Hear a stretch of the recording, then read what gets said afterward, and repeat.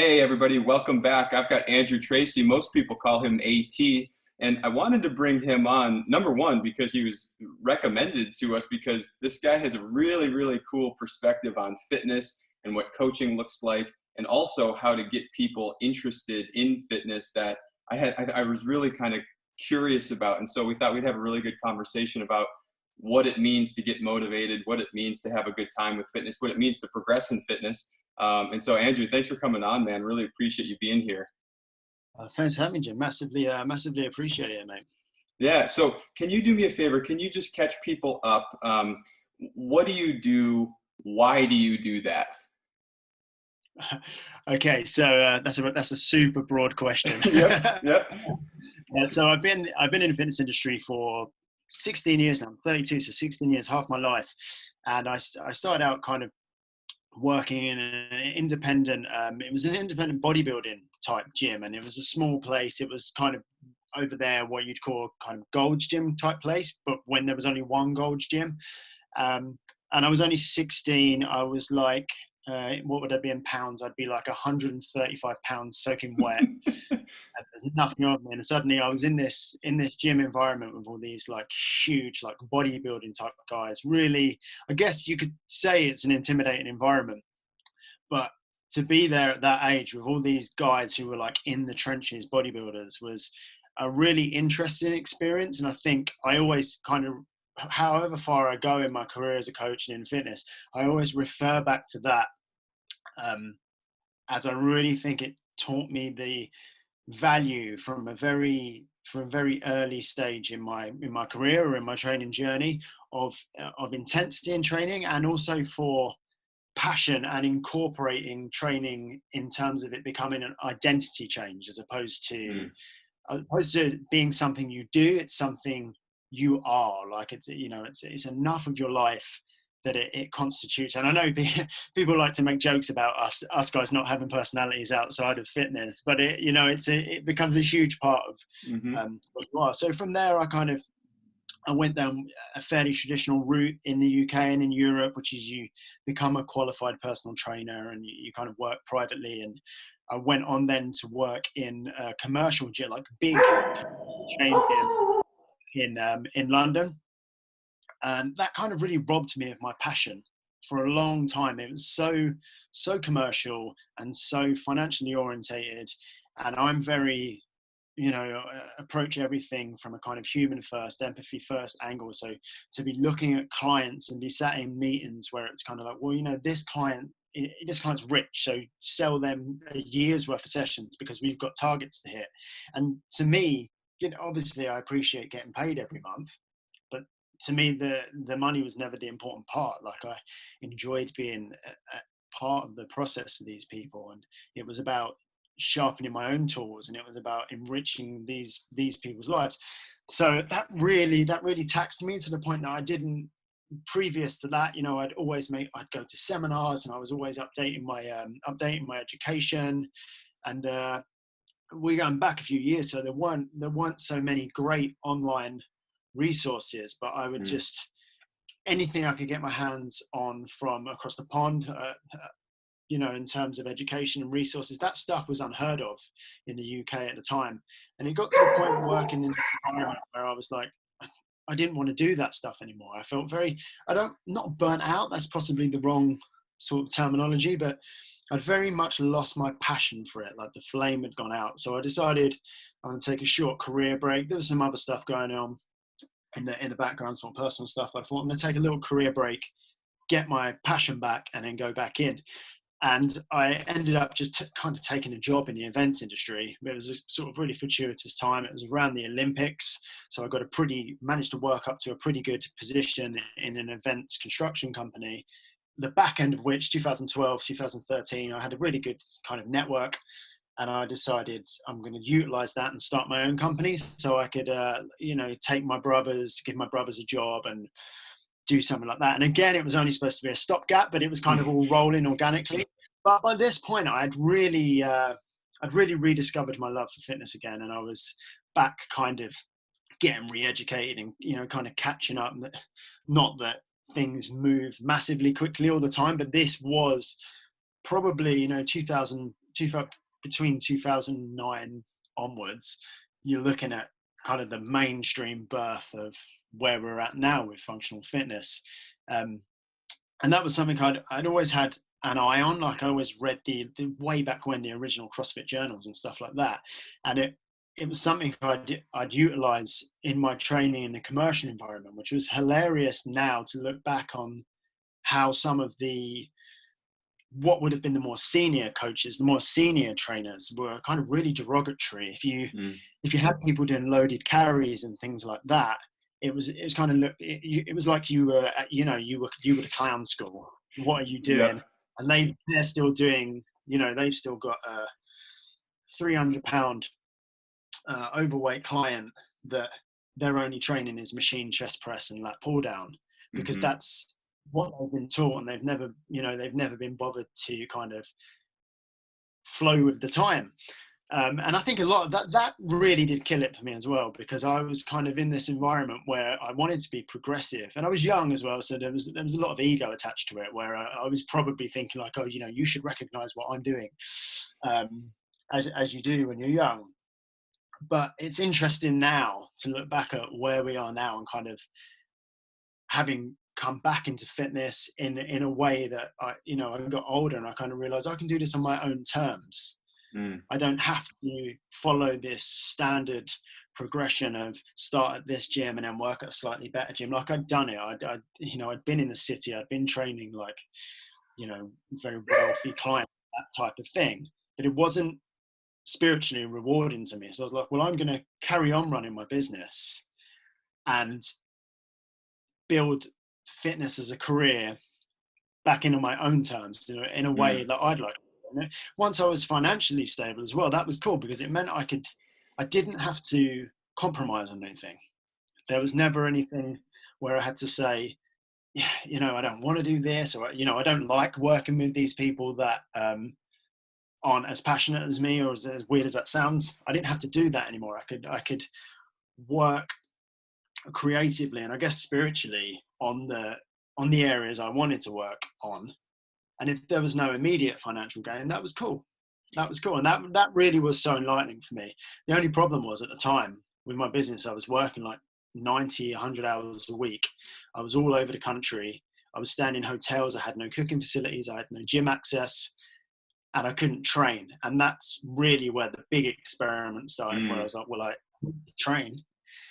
And I kind of looked at it like, you privileged enough to have this education, to have had access to, all these people that have enriched you and educated you over the years.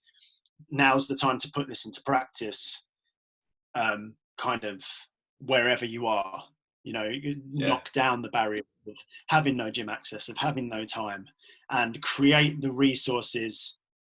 I needed to create the resources that I needed. And then that kind of progressed over the years. And now I look at it as I've kind of trod this path. I've walked this path. How can I backwards engineer that to help other people who are either in the same situation, in that they feel like there are too many barriers to fitness for them? How can I knock down those barriers for those people using the experiences I've had?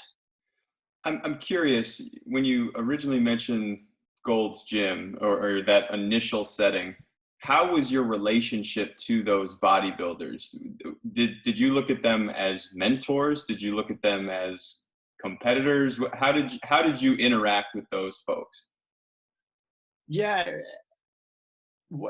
it's kind of weird, because those guys were probably as old as I am now, so 30s to 40s, and these were the guys who were the doorman, the bouncers, the security guards, and definitely, look, because I'm not from the area I'm from, it's a pretty rough area, so these guys were not nice guys, right? Yeah. I guess, they were real faces, but being this young guy in there, these guys treated me so well. And yeah, it was definitely like this, I was taken under the wing. That, that is, I think if that hadn't happened, I could have very easily just never have really found fitness.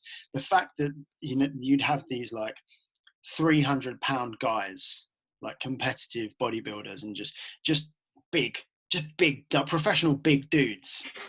And they would, they'd let me, they'd be like, do you want to jump in? I'm training chest, because everyone was training chest all the time. Yep. That was amazing. And I think that's how I found fitness. And I had so much time there. That is when I began reading and began kind of educating myself. And then that enabled me then to kind of converse with these guys. And we kind of got to the point over the years where these guys they've been doing what they've been doing for so long. And they did it because they do routines they read in Flex. That kind of old school. And then the more I kind of started sharpening the tools and building my sort of knowledge base, the more these guys would talk to me and ask me, I'm still like, at this point, I'm still like 160 pounds soaking wet. Mm-hmm. But I think they really respected that I took a kind of cerebral approach, and I read studies and I read research papers, and I kind of got information from wherever I could. And that became really good, because those guys would then maybe take my advice is the wrong word, but they'd be willing to put faith. If I said, have you heard of this approach, or have you tried this? They'd be willing to try that. And that was fantastic. And I think that is probably what ignited in me the spark for, actually being a coach, not just kind of being a PT at a gym and just, a job's a job. This idea that if people are willing to put their faith in you is such an amazing thing. And I think if you go and you qualify as a PT and you bring in clients who they're just looking to you because you're educated in a field, that's one thing. And that's amazing. You have, you've got professional sort of duty of care there, etc. But when you have people who seemingly ostensibly have more reason than you to be giving out advice, but they want to listen to you, I think that is what I found amazing. Because then I found it's kind of that idea that you don't have to be the best athlete to be a good coach. Mm-hmm. In fact, a lot of the time, to me, it can work the other way around. It's the guy that's not the naturally most gifted athlete who's had to work hard and he's had to experiment and he's had these barriers, that has A, the most empathy, and B, kind of a more well-rounded experience. I often, I don't think it's my theory, but I've had this theory for a long time that so many coaches underplay how important they are to the lives of so many of those 15 or 16-year-olds. I mean, I can think of multiple people who definitely shaped my interpretation of fitness, wellness, but also just how to help other people. And I think that is such an undervalued trait of great coaches. And I know for a lot of the coaches that will listen to this, I think if they take a step back and take a breath, they are tangibly helping so many people live better, we would say live larger lives, that it's extremely valuable. So when you were starting to make that ascent, you mentioned that you didn't say burnout, but you said kind of lost your spirituality with fitness. Why do you think you lost it? And what was the impetus to regain it?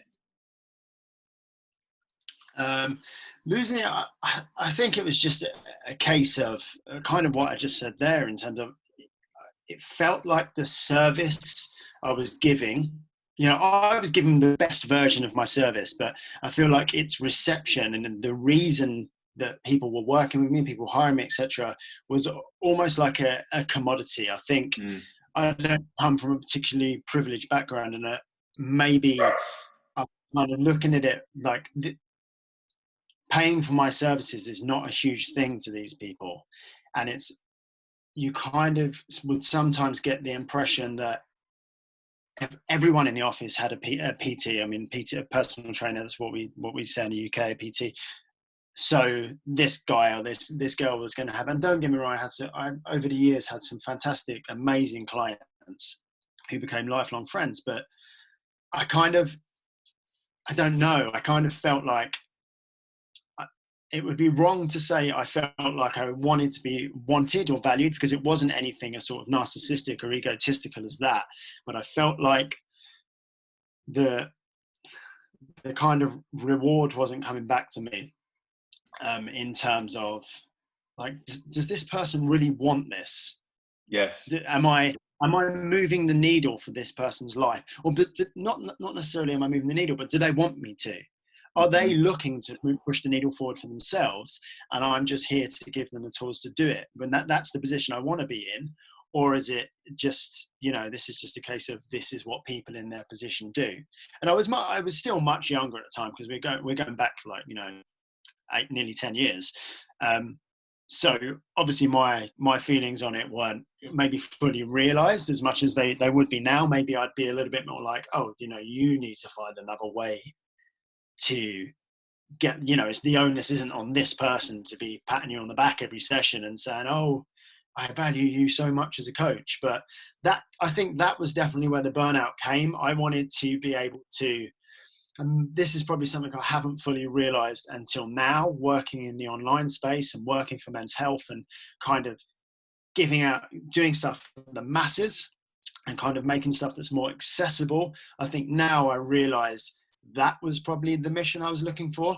I was looking for, I think maybe I was looking for those 16-year-old guys and girls that were just starting out, that didn't know where to look, and people who weren't fortunate enough to maybe be financially able, or their education didn't allow them to progress without help.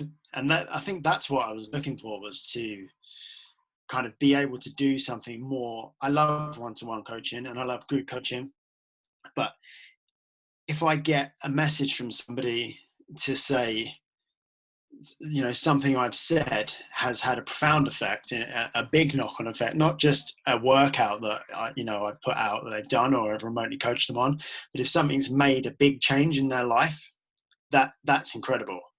That's there's nothing more humbling, like what you were saying about coaches tend to underplay this. Really, like, is there anything more incredible than knowing that something you've done or something you've said has had, like a shatter point effect in someone's life and helped them to take action, or maybe they were taking action, but it's helped them to make a quantum leap in, what they're doing, because you've given them the tools to do it. And I think that when I get quizzed on this a lot when I mention what's it giving back to you spiritually, I think that's what I mean. It's nothing particularly wishy-washy. It's just a sense of well-being you get from knowing that you have truly helped someone push the needle. I'd love to get in the trenches a little bit with you. I couldn't agree more on the idea that certain clients kind of come in thinking they should do fitness, and other clients come in knowing they really want to, and that the difference is profound. How have you found the best way to bridge the gap? Meaning, how do you get people to almost associate with or identify as somebody who is putting fitness in their life? I know you're a big believer in, you want to have an identity that has fitness as a part of it, as opposed to being somebody who just utilizes fitness for some unknown reason. How do you get people to that point? How do you kind of get fitness to really be a part of them? I think firstly is like just having the empathy to know that it's not that for everybody straight off the bat. I think for a lot of coaches, they kind of go glassy-eyed at the idea that people don't want to do fitness. Like you and I get it, right? We're like, well, it's great, like it's fantastic.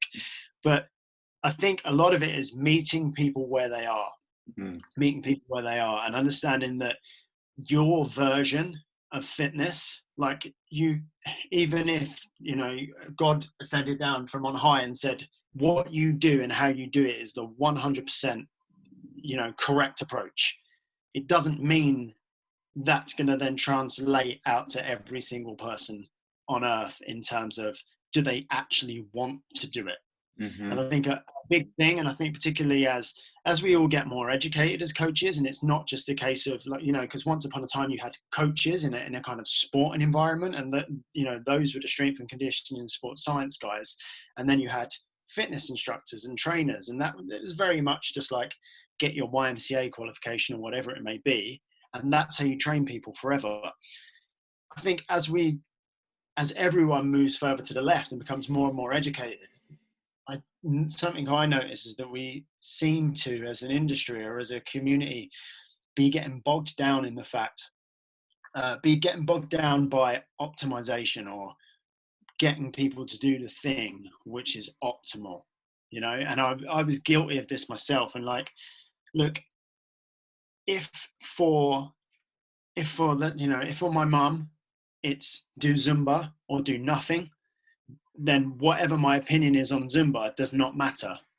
If my take is going to be, no, you need to be doing, weight training with progressive overload, and that's just all we say, then, and she says, okay, I'll do nothing. Like, am I a coach if I then stick to my guns and say, cool, do nothing then because Zumba sucks? No. Like, meet people where they are. Find the way in. Like, what's the buy-in here for this person? What's going to be the minimum effective dose? What's going to be the thing that they enjoy that we can then build into something more and more and more? And I think 100%, and this is something that's taken me a long time to realize, is putting your own prejudices aside is what's most important there. Sure, you're going to get, and I do tons of online stuff and put out online programs wherein, it's not kind of human dependent, that you write the program to the best of your ability and it's up to the person to interpret it. And every likelihood is, if someone's come and found you and they bought this program or whatever it is, they're probably on board anyway, right? But in a one-to-one situation, like, your job is to set your own prejudices aside and find that minimum buy-in that's going to keep them, it doesn't need to be optimal, because optimal, isn't, if it's not sustainable, then it's not optimal, right? And you need to find that buy-in that's going to enable them to get into this place where, even if it's this one thing they do, even if it's the Zumba that they do that's part of their life, and that becomes the identity change, they're like, cool, right, you're in now. You understand the importance of fitness. And then that's exactly where most people build up from. And I think a lot of the times when people don't go any further or don't build up, it's because they either haven't found the correct buy-in yet for themselves, or they've come up against too much kind of resistance from people, from coaches or whatever it is, or just information or misinformation out there that's saying you need to do this. If you don't do this, then it's incorrect. And nothing's that black and white, is it? Yeah, I had a really good conversation. One of our coaches, Michael Ban, and I've heard this in different words, but he just so bluntly came out and said it. If somebody doesn't have any purpose, and I'm not talking fitness purpose, I'm just talking purpose, all of this injection of you got to do this and this and this and this and this will really just be met with resistance, like you're talking about. So I'm in a similar boat. If it's Zumba as a starting point and they get motivated and they want to try new things, hey, awesome, that's great. I think that's a wonderful starting point. And then as a coach as well, I'm a business guy, right? So like, that's how my brain is always going to think. And I'm thinking about, if you don't meet people where they are, if you don't show empathy, you'll never actually have the ability to generate the type of interest in your business that you ultimately want. If you can't speak to that person who wants to do Zumba and you have a weight training program, how in the world are they ever going to bridge the gap between the two? I think it's such an important point that coaches, we always say, assess, don't guess, meet the person where they are, and it depends. And I think that a lot of coaches need to think about the concept of it depends, because, how does somebody even define optimal? You know what I mean? Like, it's almost impossible to define it. I was having a great conversation with another buddy of mine, Mike Arcee, and he said to me about manipulation. He's like, why do so many people think the word manipulation is so negative? It's really just because, media or whoever has just made that term be a negative. And I think optimal has become this pinnacle of, well, like, it's like impossible to reach this optimal point. It's really just definitions, right? And it's like, well, my perception of optimal and your perception of manipulate, it's like, okay, well, let's just figure out where those things are, and we can start to reconcile the equation. It's like there's no room for nuance, right? Yes. So Yeah. optimal for what? And this is, I think, particularly something we're seeing now. I don't know if it's sort of as prevalent in the States as it is here, but with the rise and rise and rise, and this is fantastic, I'm not knocking this at all, but the rise and rise and rise of kind of evidence-based nutrition and evidence-based training. Good. I want everything to be based on evidence. That's fantastic. But we can now look at through a really fine lens, we can look and say, well, this thing's optimal. And I think what's then happening is that so many people who maybe, especially coaches who do have type A personalities, so they can do the optimal stuff day in, day out, have lost the empathy to understand that, well, yeah, okay, that might be optimal, like in a vacuum, but like human beings aren't a vacuum, like Right. far from it. One thing, sorry, go on. No, sorry. I was just thinking, and sorry, you're going to hear the dog in the background, so I apologize for that. But I can just hear James Fitzgerald in my brain going, most of these evidence-based studies are either at an Olympic level or they're at a sick level. It's very difficult to reconcile the other 95% of human beings on the planet because, to your point, they have such different intrinsic drivers that get them to want to do something or not. And it's like, okay, yeah, if I can, handcuff you and take you to the gym and put you through this program for 12 weeks, it might be optimal, but what are you going to do the second when the program's done?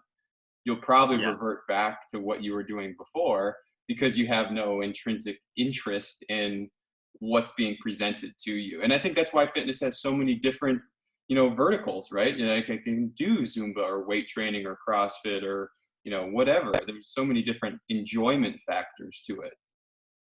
Yeah, exactly. And you need to do, for most people, it's about discovering their version of it. I always say that if, the science of training and nutrition is it's a water droplet, then the psychology of it is an ocean.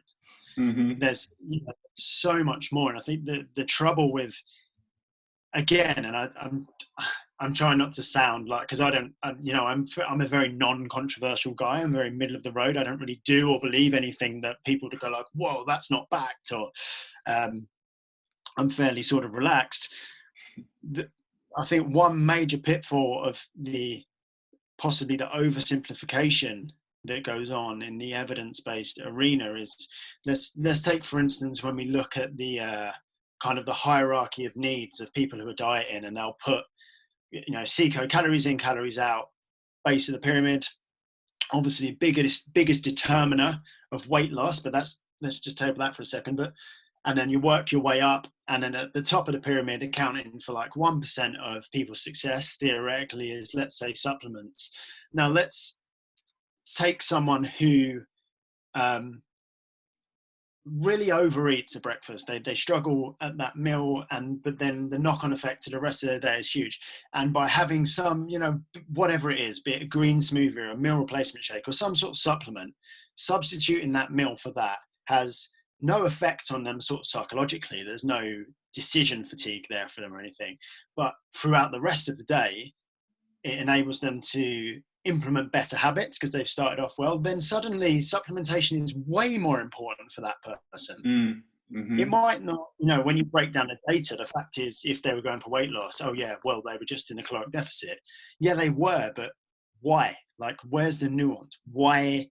What made that sustainable for that person? So suddenly you can't say that supplements are 1% importance when for this person, everything hinges on it. Be that right or wrong, it kind of makes a mockery of the idea. And like we say, yeah, we can look at it through the lens of these top performers, of these, the sick, and the people where these tests can be conducted. Or, like we say, we can meet people where we are. Mm-hmm. if I'm just constantly telling people, oh, you just need to count your calories, you just need to, make sure you weight training with progressive overload. And then what? Like, if that's my only tool, then I'm Yeah. just a hammer. Yeah. If Yeah. it, if that's all I've got in the box, then everything's going to look like a nail to me, and Yeah. eventually it's damaging. And so many people just have such different interpretations of the world than we do. It's I've always loved the idea of coaches need to be chameleons. So it just goes right back to meet somebody where they are, or be empathetic to the situation that they've come from and are in. And I think that this way there will always be this micro gym idea, or micro coaching idea. I don't think we're all going to Peloton tomorrow, because I think that as good as that is, and as great of a movement based, habit forming idea as that is, there's just something so interesting about being able to pursue your own version of optimal, for how fitness interacts with your own life. So um, we haven't really hit on this, but I'd love for people to kind of get, how do you like to do fitness? What do you like to do for your own fitness? And how does that play out kind of into your coaching? And I'm curious if it actually fits into the event business at some point too, but how does that fit into your coaching as well? So, I mean, going back again, my background is, I wasn't a bodybuilder by any sense of the imagination, but that's kind of just the bro training everyone starts at, like, graduates from, right? Maybe not so much anymore because there's a lot of other options, but so that was it. And that was kind of why then when I started working in events, and I was, working super long hours, and I was traveling and I was never at home, I was kind of like, well, I guess I can't train anymore because I can't go to the gym. Um, but then I'd have conversations with people, and I'd kind of use my knowledge to answer. I'd be like, oh yeah, but you could just do this and you could just do that. And then I was like, why aren't I then? Why aren't I doing this stuff? So I started, programming some really sort of super simple, high-ish volume kind of body weight work. And then I think I got a kettlebell, which I used to just put in my bag and take on my travels with me. And what I began to do, because I had nothing particularly to train for, other than the fact I loved training. I wanted to keep training. At this point, competitive functional fitness was still on your side of the pond very much.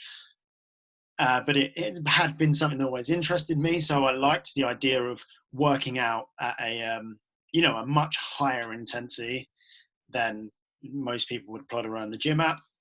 So I had a kettlebell, and I had ropes and sandbags, and that was sort of really bare bones basic equipment. And I'd travel with that stuff. And I started experimenting with programming, and looking at what I would do is I'd look at kind of fairly sort of famous protocols. So we take like GVT or EDT and just stuff like that, some stuff from like the big name coaches.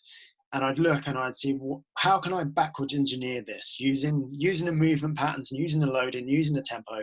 How can I backwards engineer this protocol to work where I'm at, which is a fire exit staircase with like a roadside hell with a sandbag? And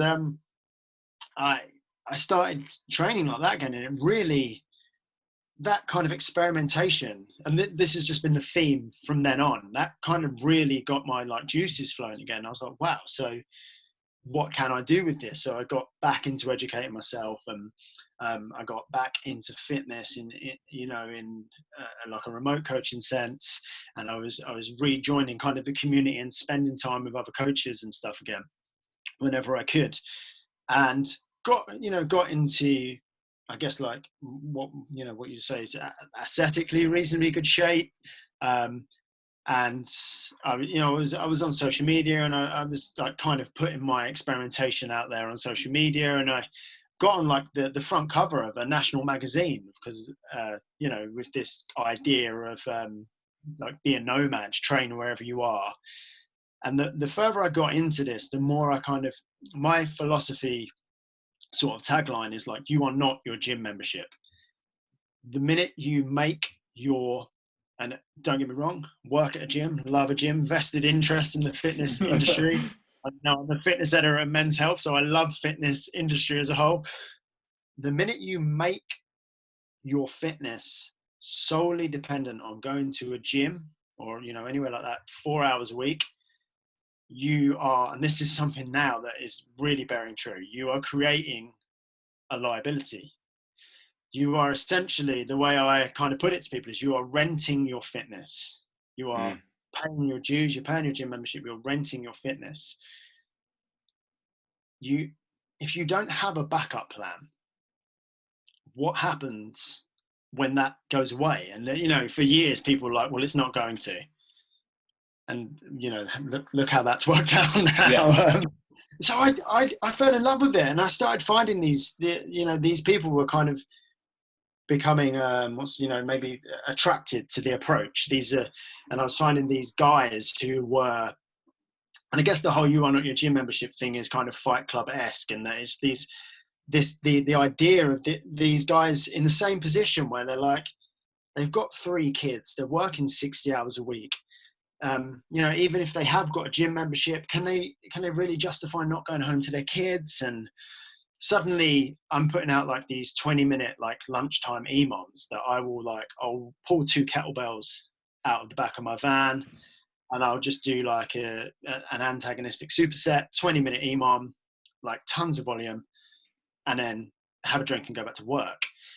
And these guys are seeing this and they're like, oh, okay, and asking me questions like, yeah, look, you need to fit it into your life, not try and capitulate to the gym and to this idea, like we were saying, of what fitness is. You need to find your version, you know.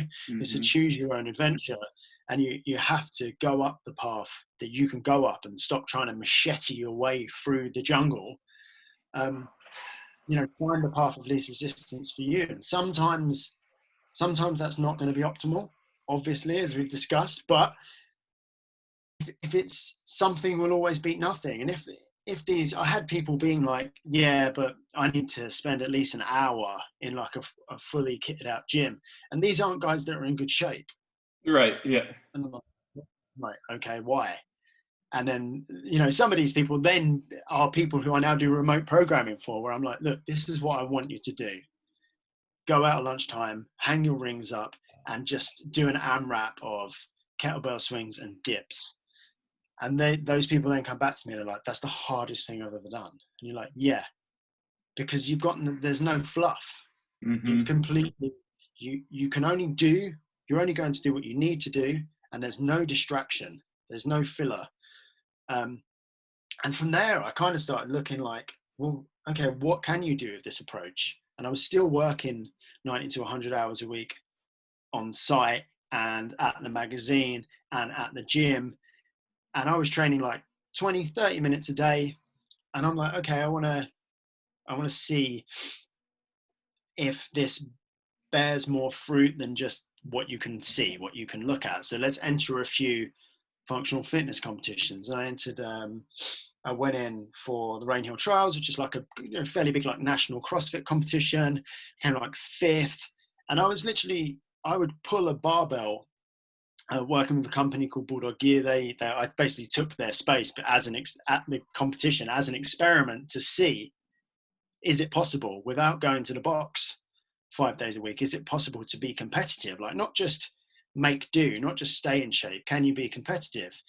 And I had a barbell and some bumpers, and I like picked up a secondhand rower, and I had those in my van. And I would like, you go on my Instagram and see it. We work like on fields and in national parks and stuff like that. I'd just pull them out.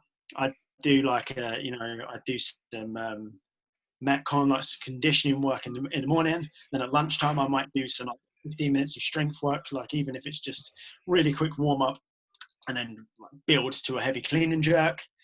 And then in the evening at the hotel, we would just occupy 2 car parking spaces and, just properly throw down. And I've done well in strongman competitions, CrossFit competitions.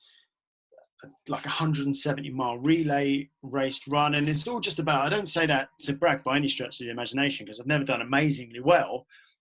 But for me, it's about that experimentation. And it became an idea of, can I set an example and set a high bar? So then when you've got those non-responders, when you've got those people who say, well, there's no point in training if I can only train for 40 minutes, you have a dramatic example. And it's not just it's something tangible. It's not just me saying, well, I do. It's me saying, well, have a look, like I manage this, and this is kind of maybe more than you want to get to. So if I can get to there, you know, you can get off wherever you want, but it does mean that it's worth taking a look at. Mm-hmm. And it's fun, right? It's just the fun and the experimentation of it all. Yeah, gosh, and I think we could go so much farther into this. But I always think to myself that, you know, you and I and all of the coaches around us, you know, we might have fitness as a top couple priority, but a lot of people don't, and that's okay. So how are they going to put that into their daily regimen to build consistency, like you said, on the habit side? I mean, because 10 years of consistency in fitness will, I don't care if you're competing or if you just want to look and feel good, that's going to provide a lot more than 3 months of brutally intensive workouts, you know, that'll just leave you destroyed.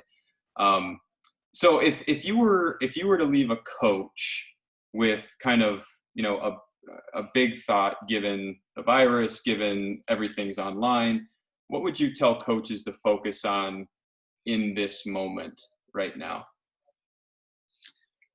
That idea of identifying your own prejudices, identify the part of you that, even if you've got everyone's best interest at heart, because you're just trying to do what's best for your clients or what's best for the people you're talking to, understanding that unless you're meeting people where they are, all of the best intentions in the world aren't worth anything.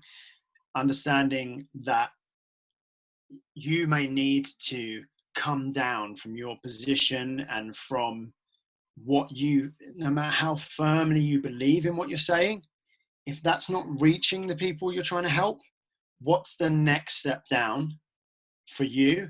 And then what's the next step forward for the person you're trying to reach towards meeting in the middle? What's their next actionable step that they're happy and comfortable with and that's realistic for them to take in the direction that you want to meet them?